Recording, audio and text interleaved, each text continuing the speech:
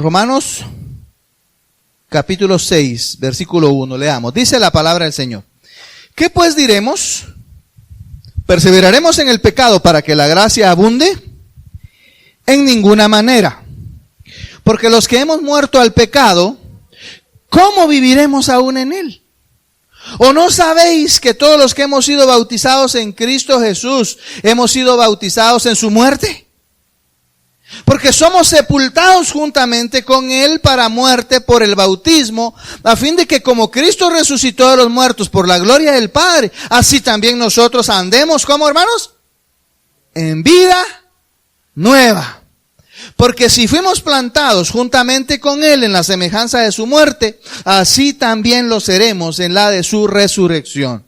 Sabiendo esto, que nuestro viejo hombre fue crucificado juntamente con Él, para que el cuerpo del pecado sea destruido, a fin de que no sirvamos más al pecado. Porque el que ha muerto ha sido justificado del pecado. Y si morimos con Cristo, creemos que también viviremos con Él, sabiendo que Cristo, habiendo resucitado a los muertos, ya no muere. La muerte no se enseñorea más de Él. Porque en cuanto murió, al pecado murió una vez por todas, mas en cuanto vive, para Dios vive. Así también vosotros, mire pues hermano, así también, como todo esto, ¿no? Esta figura que presenta ahí arriba, que es una realidad, pero que es una figura en la vida del cristiano. Así también vosotros, considerados muertos al pecado, pero vivos para Dios en Cristo Jesús, Señor nuestro.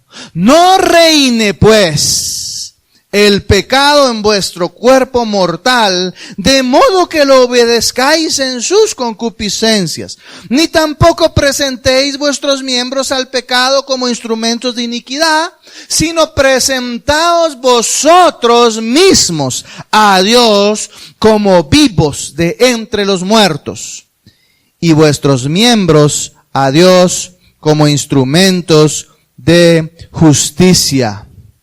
Porque el pecado no se enseñoreará de vosotros, pues no estáis bajo la ley, sino bajo la gracia.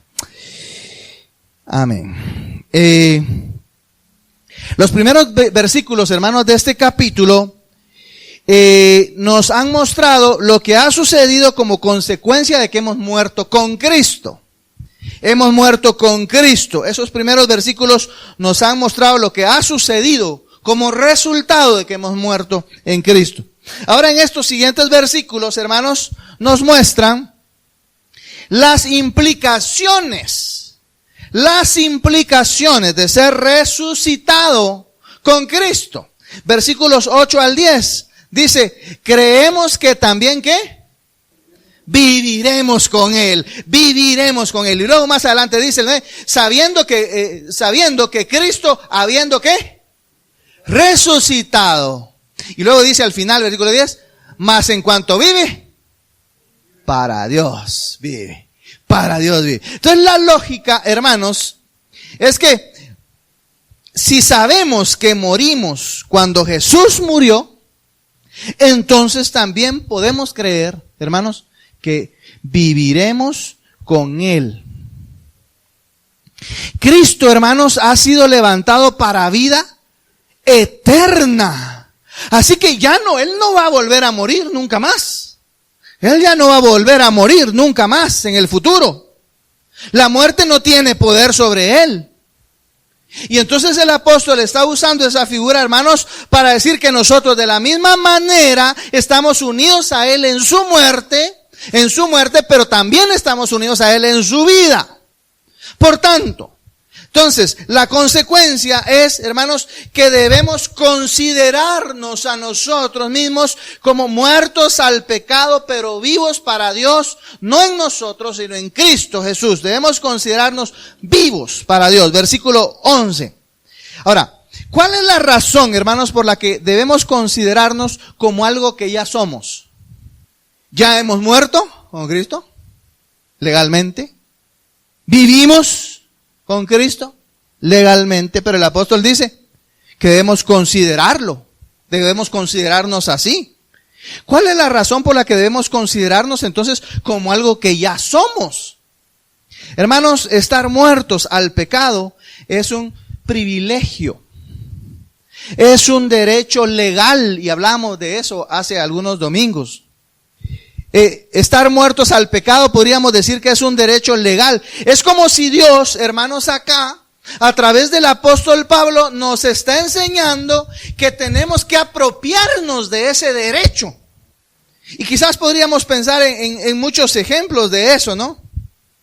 Es como aquel, y los abogados no me dejarán mentir, es como aquel que ya ganó el derecho de ser liberado de la cárcel, ¿verdad? Pero no ha llegado nadie ¿verdad? ¿Qué pasa en esos casos? Ya el conteo ahí que hacen en el organismo judicial ya dice que ya se venció su pena, ya cumplió su pena, pero no reclama ese derecho. Ya es su derecho de salir libre, pero nadie lo ha reclamado. ¿Saben? Algunos han pasado 3, 4 años ahí y nadie reclamó ese derecho para decir que fueran libres. Algo así, ¿no? Tenemos el derecho, pero no nos hemos apropiado, y entonces el apóstol Pablo nos dice, consideraos muertos. Es como también, hermanos, nuestros pueblos en Guatemala, usted sabe, ¿no? De acuerdo a la historia que hemos leído, nuestros pueblos en Guatemala que fueron esclavos. Pero sabe, al ser librados legalmente, cuenta la historia que muchos no lo entendían. Seguían, es decir, viviendo en una relación con sus amos como de esclavitud. La historia de los Estados Unidos también lo relata. De tal manera, hermanos, que cuando su anterior dueño se acercaba al esclavo, se acercaba para hablarles, ellos empezaban a temblar. Empezaban a temblar y a cuestionarse si su amo no los iba a castigar. Pero si ya no era amo, ya se había declarado la libertad de todos los esclavos, ya no había esclavitud, y sin embargo seguían actuando como que si fueran esclavos en su relación con el que había sido su amo. Entonces Pablo nos dice, hermanos, acá en este pasaje lo que nos está diciendo es que legalmente ya somos libres, pero debemos considerarnos libres. Debemos de ejercer ese derecho de libres. Entonces, muchos en su vida práctica, hermanos, ¿sabe? Aún siguen como esclavos. En su vida cristiana. En su vida práctica siguen como esclavos. Aunque legalmente ante Dios ya no lo son. Así que Dios nos dice aquí, hermanos, en su palabra, que si estamos en Cristo, ya no estamos en el primer Adán, ya no estamos bajo el reino y el gobierno del pecado, ya no. Y si llegamos a pecar, es porque no nos hemos dado cuenta quiénes somos en el segundo Adán. No nos hemos dado cuenta quiénes somos en Cristo, y en Cristo somos libres. Y dice el versículo 11, vea conmigo también, por favor, vea. Considerando esto que les he dicho, leamos ahora el versículo 11. Dice, así también vosotros, ¿qué les dice? No dice, sed muertos al pecado, sino ¿qué dice? Consideraos muertos al pecado, ¿pero qué? Consideraos también vivos para Dios en Cristo Jesús, Señor nuestro. Esta frase, hermanos, considerados muertos al pecado, ¿saben qué es según algunos estudiosos, hermanos, es según algunos la primera exhortación de esta carta? Hemos encontrado muchas, pero directamente, según los teólogos, esta es la primera exhortación que el apóstol Pablo lanza de manera directa en esta carta. Consideraos muertos al pecado. ¿Sabe? La Biblia del Oso, una Biblia muy antigua, una traducción muy antigua, dice, pensad que vosotros de cierto sois muertos al pecado. O sea que es algo que nosotros debemos creer, pues. Sentir, vivir. Muertos al pecado. Dice, pensad que vosotros de cierto sois muertos al pecado. ¿Sabe? La Nueva Biblia Española, NBE, la Nueva Biblia Española dice, ténganse por muertos al pecado. Ténganse por muertos al pecado.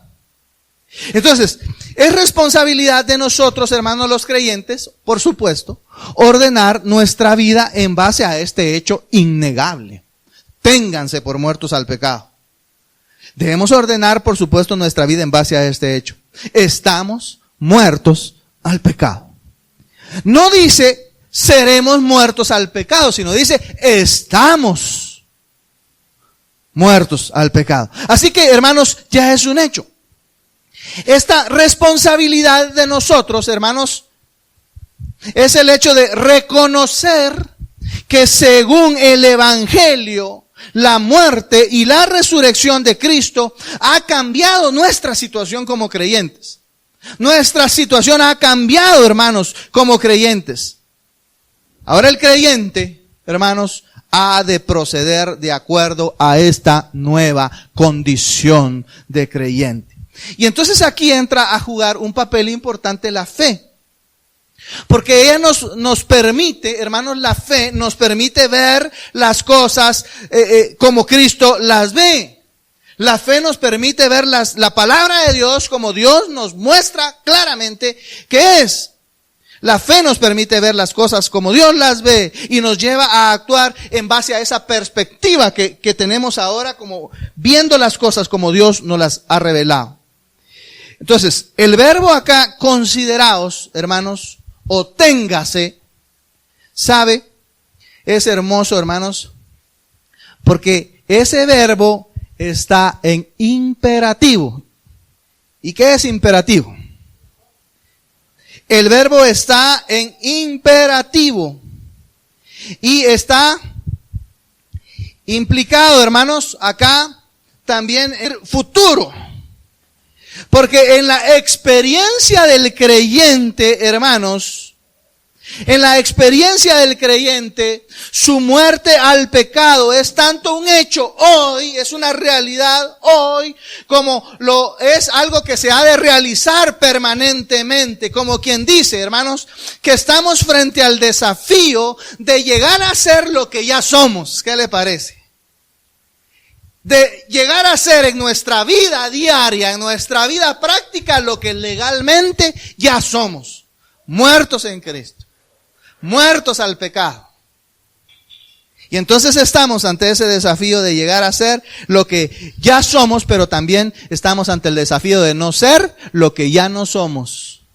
Muertos al pecado, pero vivos para Dios. Es decir, hermanos, que ha terminado el dominio del pecado por la muerte de Cristo. Aquí podemos ver, hermanos, que es un punto crucial en la vida cristiana, hermanos. Ha terminado el dominio del pecado. Ya no hay un poder, hermanos, que no nos permita vivir la vida como Dios la quiere. Está allí en la vida, pero ya no tiene por qué gobernar. Ha iniciado una nueva relación con Dios. Ha iniciado, hermanos, en la vida de nosotros una nueva relación de consagración total a Dios por la resurrección de nuestro Señor Jesucristo. Esto es, pero vivos para Dios. Es el inicio de una nueva relación de consagración a Dios, en donde el pecado, hermanos, ya no domina nuestra vida.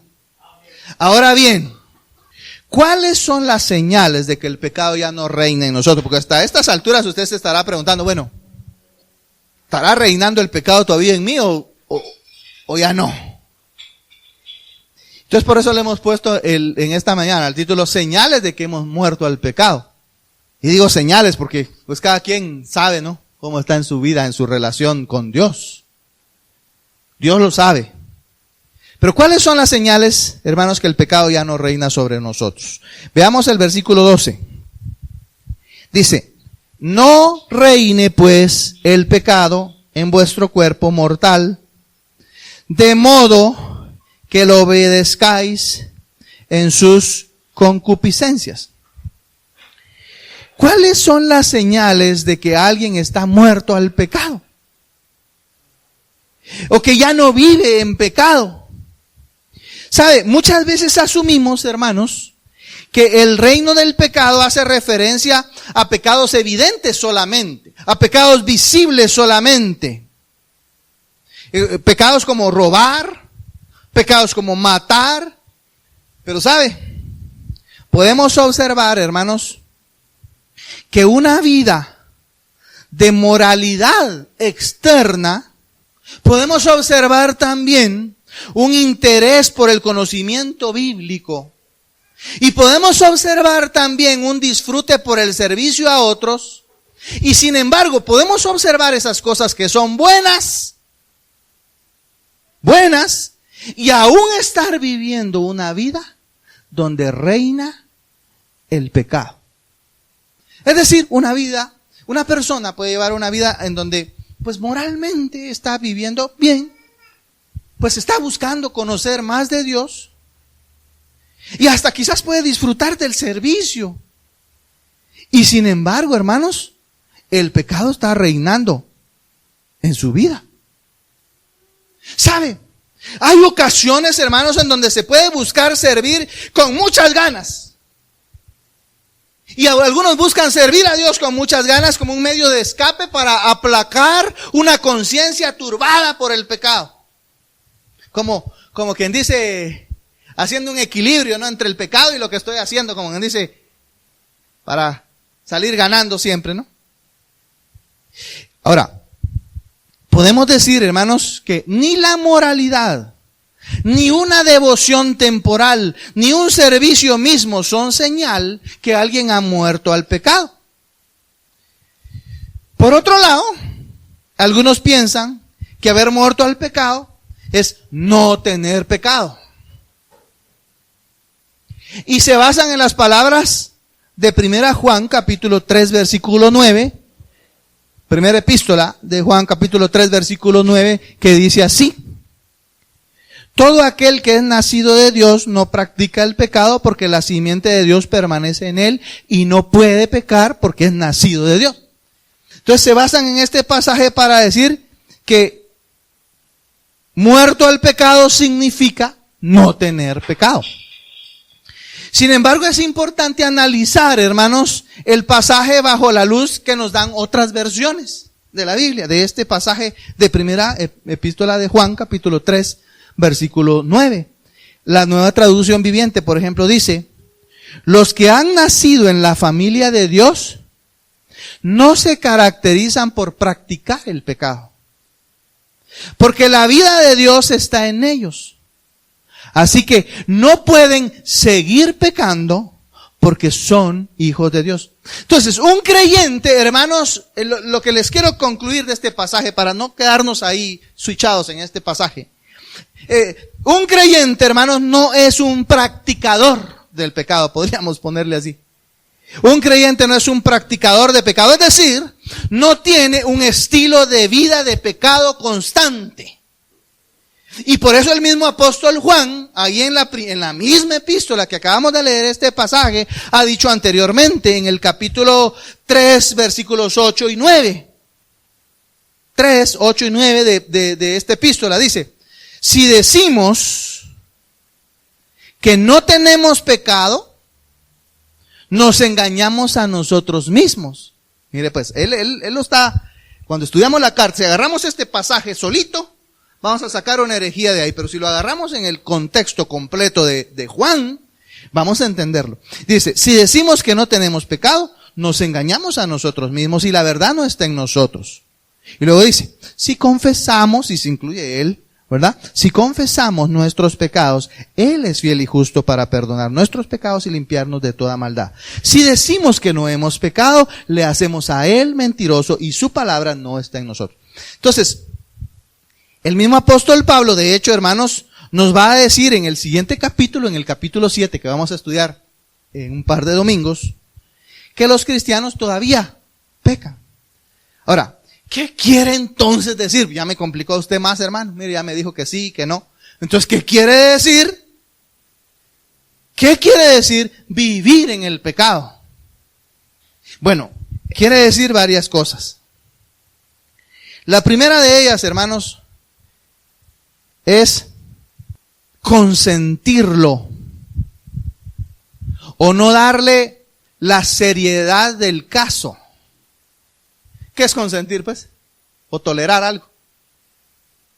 No nos gusta, decimos ahí, va, pero lo toleramos, dicen algunos. O pues lo consentimos porque qué buenos momentos nos hace vivir, ¿no? consentirlo o no darle la seriedad del caso. Es posible, hermanos, que los cristianos pequen y no necesitamos voltear a ver a ningún lado, porque solo necesitamos ser honestos con nosotros mismos. Sin embargo, hermanos, mire, el pecado, hermanos, el pecado nos causa tristeza, hermano. El creyente verdadero, cuando peca, hermanos, le causa tristeza, le causa aflicción. Y sabe, finalmente, hermanos, el pecado le causa también aversión. Usted, hermano, con el tiempo usted va a llegar a odiar eso que antes le causaba gusto, consentía allí. Llega a odiar, llegamos a huirle al pecado, llegamos a rechazarlo e incluso a repugnar el pecado. Esta, hermanos, es una señal de que el pecado ya no tiene dominio sobre nosotros. El pecado nos puede engañar quizás a veces, pero si no nos importa, hermanos, o quizás a veces no lo vemos como lo que verdaderamente es, algo desagradable a los ojos de Dios, algo por lo que Cristo murió en la cruz. Entonces esto es a lo que el apóstol Juan se refiere cuando dice, los que han nacido en la familia de Dios no pueden seguir pecando porque son hijos de Dios. El pasaje que leímos de 1 Juan 3:9 en la Nueva Traducción Viviente. Entonces, un primer elemento, hermanos, de lo que significa vivir en el pecado es consentirlo o no darle la seriedad del caso. No verlo como algo dañino. Mire, si yo estoy en un pecado, he fallado a Dios en algo, pero yo no le doy la importancia. No, es un pecadito blanco, ¿no? No, pues, no es tan malo. Mire, si lo hace aquel que dice que es cristiano, si lo hace aquel, no es tan malo. Todos lo hacen. Eso es no darle la seriedad del caso. Porque nosotros, hermanos, cuando hacemos algo, debemos verlo a la luz de la palabra de Dios. Y si la palabra de Dios dice que es pecado, es pecado. Ese es un primer elemento. Un segundo, hermanos, es de vivir en el pecado, es no tener ningún avance en nuestra lucha contra el pecado. Mire, los cristianos ya no pueden tener un estilo de vida, decía hace un momento, un estilo de vida de pecado. Eso es práctica, el que practica el pecado. Ese es el pasaje de 3:9 que leímos. El que practica el pecado no es de Dios. ¿Y qué es una práctica? Usted no puede decir que practica básquetbol si juega una vez al año, ¿no? Es que yo practico el fútbol, dice. ¿Y cada cuánto juega usted? Pues casi nunca, pero cuando me invitan.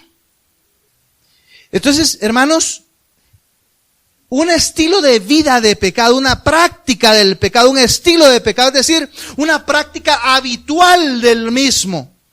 Es decir, los verdaderos cristianos, hermanos, podrán a veces ceder al pecado, pero no quedarse ahí permanentemente. Un verdadero creyente podrá ceder a veces al pecado. Y la práctica lo dice, por eso les digo, no volteemos a ver a ningún lado. Mirémonos a nosotros, nada más. Y hemos analizado cuando hemos estudiado Mateo, capítulos 5, 6 y 7, el Sermón del Monte, los estándares de Dios en relación al pecado. ¿Quién me puede decir algo de ese Mateo capítulo 5, 6? El que mira, por ejemplo, dice, a una mujer, ajá, ya pecó. El que le dice necio y fatuo a su hermano, es como si lo hubiera matado. Miren los estándares de Dios. Entonces no podemos ver a ningún lado y decir, no, yo estoy libre, fíjese usted. No, pero no tener ningún avance en esa lucha, hermanos, implica que se está viviendo en pecado. Un estilo de vida de pecado, una práctica habitual. Los verdaderos cristianos entonces podrían ceder, pero no quedarse ahí permanentemente. No quedarse ahí permanentemente. El rechazo al pecado, el odio al pecado, hermanos, nos hace huir, nos hace salir de ahí, no con nuestra fuerza, sino con la fuerza del Espíritu Santo que vive en la vida del verdadero creyente. En resumen, hermanos, el apóstol no está diciendo que los cristianos, hermanos, a los cristianos nos es imposible cometer actos de pecado. Ni tampoco nos está diciendo que no tendremos luchas contra el pecado. Más bien nos está diciendo que no pueden permanecer en el reino del pecado. No pueden seguir en el pecado de manera deliberada, sin sentir desagrado de eso que están cometiendo, sin luchar contra ese pecado que saben que están teniendo. Y esto es lo que el apóstol Pablo dice. Veamos otra vez el 11, por favor. Pensemos, dice, así también vosotros, dice, consideraos muertos al pecado, pero vivos para Dios en Cristo Jesús, Señor nuestro. Vivos para Dios, entonces significa, hermanos, que todas las áreas de nuestra vida van a ser vividas en relación con Dios, dedicadas a Dios. El creyente, hermanos, no solamente se identifica con Cristo en su muerte, sino se identifica también en su resurrección, en su vida. También se identifica con Cristo en su resurrección, así como Cristo fue resucitado para una nueva vida, murió, tuvo una nueva vida, así como Cristo fue resucitado para una nueva vida, el creyente entonces es resucitado para vivir una vida nueva, una vida diferente. Aquel creyente entonces que mantiene en su mente, hermanos, y en su corazón, en su vida, en la muerte y en la resurrección de Cristo, es el que logra caminar, pasar sobre el pecado, es el que vence el pecado y es el que al final le da la gloria a Dios por esas victorias que tiene sobre el pecado. El verdadero creyente. Unidos a Cristo, entonces, hermanos, ahora somos libres para pelear contra el pecado. Ya no estamos solos en esa pelea. Tenemos la libertad hoy de pelear contra el pecado, ser libres para pelear, para ganar esas batallas también que vamos a pelear. Y por eso el apóstol Pablo nos enseña a hacer dos cosas. Versículo 12, por favor, vea conmigo. No reine pues el pecado en vuestro cuerpo mortal, de modo que los obedezcáis en sus concupiscencias. No podemos entonces, la primera cosa es, hermanos, es que no podemos permitir que el pecado reine en nuestro cuerpo mortal. En otras palabras, hermanos, aún tenemos que pelear una lucha. Aún hay una batalla que debemos pelear. Debemos presentar batalla. No permitirle al pecado reinar, tomar el control de nuestra vida. No podemos. Dice la Nueva Versión Internacional, se lo leo en este mismo versículo 12, dice: no permitan ustedes que el pecado reine. No permitan que el pecado reine. Ni obedezcan a sus malos deseos. La Nueva Traducción Viviente dice: no permitan que el pecado controle la manera en que viven. No caigan ante los deseos pecaminosos. Mire, hermano, uno puede ver a una persona que está controlada por el pecado. Se puede ver. Solo el que está controlado por el pecado no se da cuenta. Se va a dar cuenta cuando vea a Dios. Cuando vea su palabra se va a dar cuenta. Porque una persona que está controlada por el pecado, solo él no se da cuenta. Cree que todos los demás no se dan cuenta y que si todos sí se están dando cuenta, pero él cree que no. Por eso me gusta esta traducción viviente que dice: no permitan que el pecado controle la manera en que vive. Porque ese pecado controla esa área de la vida, pero se va extendiendo como un hongo, ¿verdad? Ustedes ven aquellas paredes, empiezan con una manchita y después toda una pared, ¿verdad? Controlando la vida. Entonces el apóstol Pablo dice acá, hermanos: no reine el pecado en vuestro cuerpo mortal, de modo que lo obedezcáis. Entonces, esta es la primera cosa. Y la segunda cosa, hermanos, versículo 13.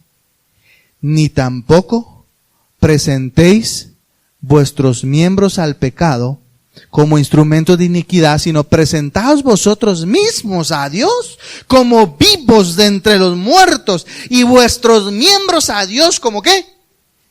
Instrumentos de justicia. Es decir, hermanos, que hay una especie de guerrilla en nuestro interior, ¿verdad? Y los guatemaltecos lo sabemos más. Yo no sé si los jóvenes, porque no vivieron tanto la guerrilla que hubo en Guatemala hace algunos años, ¿no?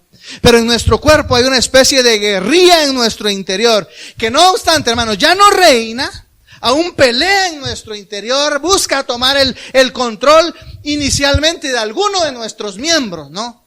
Y busca tomar el control mediante esos deseos que planta ahí a veces en nosotros. Pero no debemos descuidar, hermanos, ninguna parte de nuestra vida. No debemos descuidar ninguna parte de nuestra vida. Y esto incluye, hermanos, no les voy a dar toda la explicación, pero cuando aquí habla de miembros, está hablando de aptitudes, pero también de actitudes. No solo está hablando de nuestros miembros físicos, sino que está hablando en su palabra original, está hablando de aptitudes y actitudes. Mire, nuestras aptitudes es aquello en lo cual somos hábiles. Somos aptos para eso. Dicen, qué talento tiene, ¿no? Esas son nuestras aptitudes. ¿Sabe? Nuestras aptitudes, hermanos, pueden ser la puerta para el orgullo, por ejemplo. Y eso da como resultado una serie de acciones pecaminosas. Como por ejemplo, debido a mis aptitudes, humillo a los demás, ¿no es cierto? Entonces mire, cómo nuestras aptitudes, ¿verdad? Pueden terminar haciendo que nuestros miembros, como nuestra boca, terminen cometiendo pecados evidentes. Pero como Dios lo que ve es lo de adentro, ¿verdad? Y lo que quiere controlar es lo de adentro. Entonces por eso es tan especial este pasaje, porque habla de aptitudes, ¿no? Pero también incluye nuestras actitudes. Mire, las actitudes, hermanos, están ligadas en muchos casos a nuestro temperamento, ¿no es cierto? A nuestro carácter. Pero sabe, a veces decimos nosotros, yo así soy, y si me van a querer, que me aguanten. Como que no tuviéramos la disposición, ¿verdad?, de que Dios cambie nuestro carácter. Si Dios ha cambiado el carácter de alguien, aquí estoy, mire, presente, si no que lo diga mi esposa. Ella es la testigo fiel de él. Hermanos, ese carácter que nos da la etiqueta de únicos, ese temperamento que puede hacernos líderes, pero que al mismo tiempo puede volvernos arrogantes y hacernos pensar que no necesitamos de los demás y que finalmente nos lleva a acciones con nuestros miembros como nuestra boca para usarlos como instrumentos de iniquidad, dice aquí el apóstol Pablo. Como instrumento de iniquidad. Esas aptitudes y esas actitudes buenas pueden convertirse en nuestro peor enemigo. Pueden llevarnos a usar nuestros miembros de una manera, hermanos, que desagrada terriblemente a Dios. Tremendamente a Dios. En lugar de presentar, dice el apóstol Pablo aquí, nuestros miembros como instrumentos de ¿qué dice? De justicia. Por supuesto, hermanos, que en esa lucha no se trata solo de tener el deseo, ¿no? Porque a veces tenemos buenos deseos. No se trata solo de pensar o desear dentro de nosotros. Porque a veces decimos, bueno, sí, pues yo ya no quiero hacer esto, ya no quiero seguir en esto. A veces, y es bueno pensarlo, y es bueno desearlo, pero no se trata solo de pensarlo o desearlo. Debemos, ¿qué, hermanos? Vivirlo. Debemos hacerlo. Ya no voy a pensar en eso. No se debería decir solo eso. Más bien se trata de hacer. Y por eso el apóstol Pablo nos dice en el versículo que acabamos de leer, hermanos, versículo 13, presentaos, ¿cómo dice? Presentaos vosotros mismos, dice. Mire, hermano, presentaos vosotros mismos a Dios. Y luego dice la palabra de Dios para todos, la versión, palabra de Dios para todos, dice, Pónganse al servicio de Dios, dice esa versión, palabra de Dios para todos, la versión PDT. Pónganse al servicio de Dios. ¿Y qué es ponerse al servicio? No solo es pensarlo, sí voy a, pues sería bueno, ¿verdad? Ponerse es un verbo. ¿Y un verbo qué implica? Por definición, acción. Pónganse, dice la nueva versión española, dice, pónganse a disposición de Dios, dice. Entonces esto, hermanos, es entregarse completamente a Dios. No importa en dónde estén. Mire, hermano, qué importante es esto. No importa ponerse al servicio de Dios, entregarse a Dios, al servicio de Dios. Hermanos, no implica lugar, no implica espacio o tiempo. No importa dónde estemos. Hermanos, podríamos estar en cualquier lado. Podríamos estar en un partido de fútbol. Usted dice, bueno, ¿y qué tiene que ver ahí? Bueno, el apóstol Pablo dice, pónganse al servicio de Dios. Y si es un momento de diversión, los momentos de diversión, ahí sacamos a Dios. Les pregunto yo. ¿Debemos sacar a Dios de nuestros momentos de diversión? Pónganse al servicio de Dios. Partido de fútbol es un momento de diversión. Pero no importa si están en un partido de fútbol o están en un servicio devocional como ahora. No importa si están en sus labores seculares donde se ganan su comida, donde nos ganamos nuestra comida, o sirviendo a Dios en algún área dentro de la iglesia, no importa. Pónganse al servicio de Dios. Pónganse a disposición de Dios. Que nuestras acciones, hermanos, sean siempre para Dios. Siempre para Dios. Porque ¿quién sabe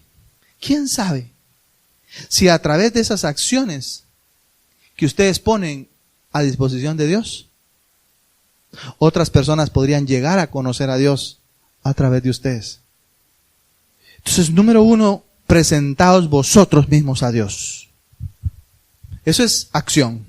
Y número 2, sigue diciendo el versículo 13, presentad, podríamos decirlo así, vuestros miembros a Dios como instrumentos de justicia. Vuestros miembros, presentad vuestros miembros a Dios como instrumentos de justicia. En realidad, hermanos, si verdaderamente somos parte del reino de Dios, si verdaderamente Él reina en nosotros, ese reino, hermanos, se expresa a través de nosotros. El reino de Dios debe expresarse a través de nosotros, sea con nuestras palabras. ¿Y cuánto nos cuesta dominar nuestras palabras, verdad? Porque a veces, aunque sea solos ahí nosotros manejando en el carro, las decimos, ¿no? Sea con nuestras palabras. Nuestra boca no. ¿Qué está diciendo este pasaje? Presentad vuestros, ¿qué? Miembros a Dios como instrumentos de justicia. Sea nuestra boca, sean nuestros ojos, hermanos. ¿Qué vemos? ¿Qué leemos? Sean nuestros oídos. ¿A qué le prestamos atención? Sean nuestras manos y nuestros pies. ¿Qué hacemos? ¿Hacia dónde nos dirigimos? Sea con cualquiera de nuestros miembros. Nuestra vida, hermanos, debe ser una expresión. Nuestra vida completa. Nuestros miembros, cada uno de ellos debe ser una expresión, hermanos, del reino de Dios.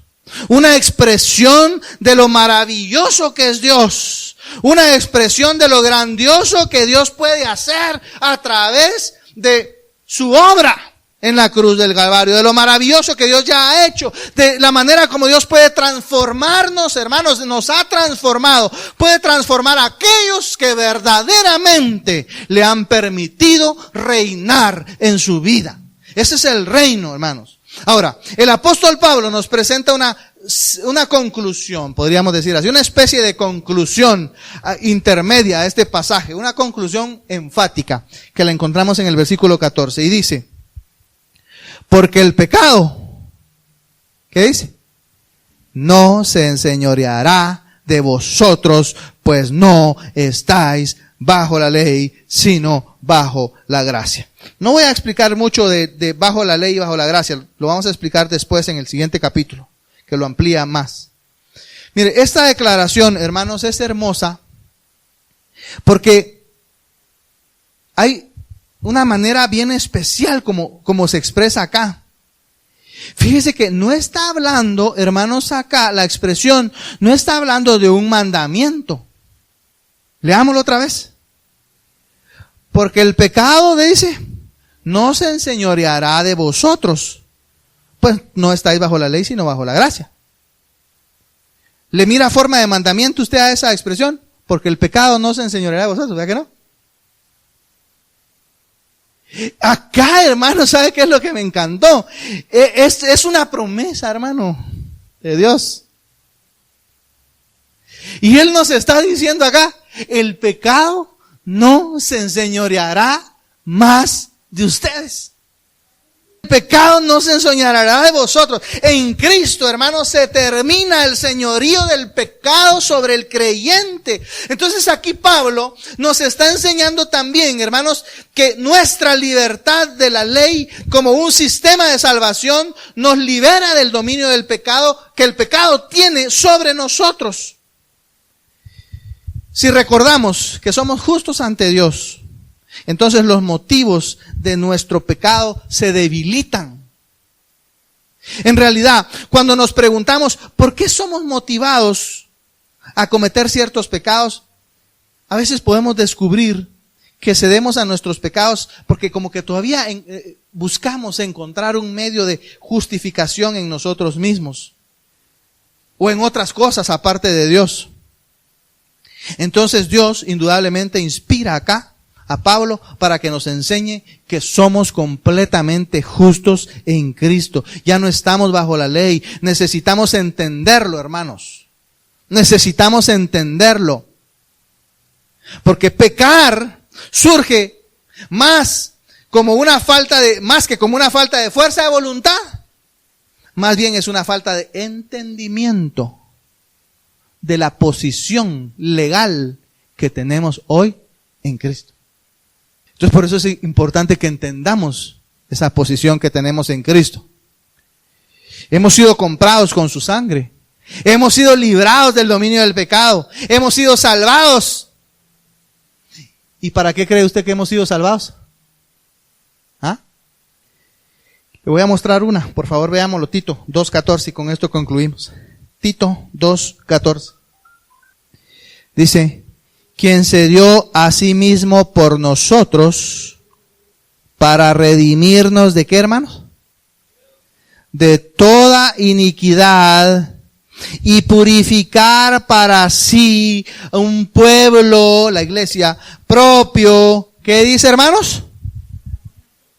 Celoso de buenas obras. Hermanos, Cristo se dio por nosotros, fue molido por nosotros, fue lastimado, fue humillado por nosotros para redimirnos del pecado, pero también para que nosotros, hermanos, ahora estemos comprometidos con hacer el bien. Así dice la Nueva Traducción Viviente, celosos de buenas obras. Esa frase, celosos de buenas obras, en la Nueva Traducción Viviente dice, comprometidos a hacer el bien. ¿Cómo está nuestro compromiso para vivir la vida cristiana haciendo el bien? ¿Cómo está? ¿Estamos comprometidos, hermanos?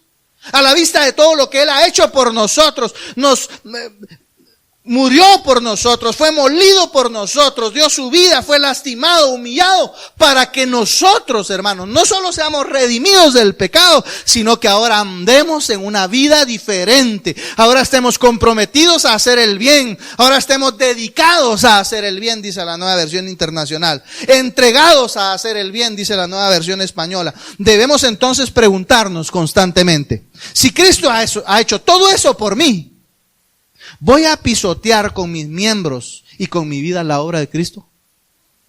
El propósito por el cual murió, si Él murió, uno de sus propósitos fue que yo viviera una vida correcta, hiciera el bien, buenas obras, celoso de buenas obras, fuera celoso de buenas obras. Si Cristo murió por eso, ¿voy a destruir yo con mis miembros ese propósito por el cual Dios murió? Cristo murió. Si Él nos redimió y purificó para ser un pueblo celoso de buenas obras, ¿voy a tomar en poco su sufrimiento? Es que, hermanos, el Evangelio nos da una razón nueva de vivir. Nos da una motivación, nos da un incentivo diferente del que teníamos cuando estábamos bajo la ley. Porque la ley era como una especie de un sistema, ¿no? Que era tomado como un sistema de salvación. Pero en Cristo, hermanos, tenemos un incentivo diferente. Ahora nuestro motivo es saber que Cristo murió para que usted y yo fuésemos celosos de buenas obras. Para que estuviésemos comprometidos a hacer el bien. A vivir un estilo de vida santo, un estilo de vida agradable a Él. Hermanos, cuán agradecidos debemos estar por esa maravillosa obra de Dios. Acá tenemos la verdadera razón para vivir nuestra vida. Agradarle a Él. Agradar a aquel, como dice el apóstol Pablo, se lo dice a Timoteo, en el capítulo 2 de segunda carta a Timoteo. Agradar a aquel que nos tomó por soldados, dice. ¿Cuánto estamos dispuestos a vivir la vida para agradar a aquel que nos tomó por soldados, hermanos?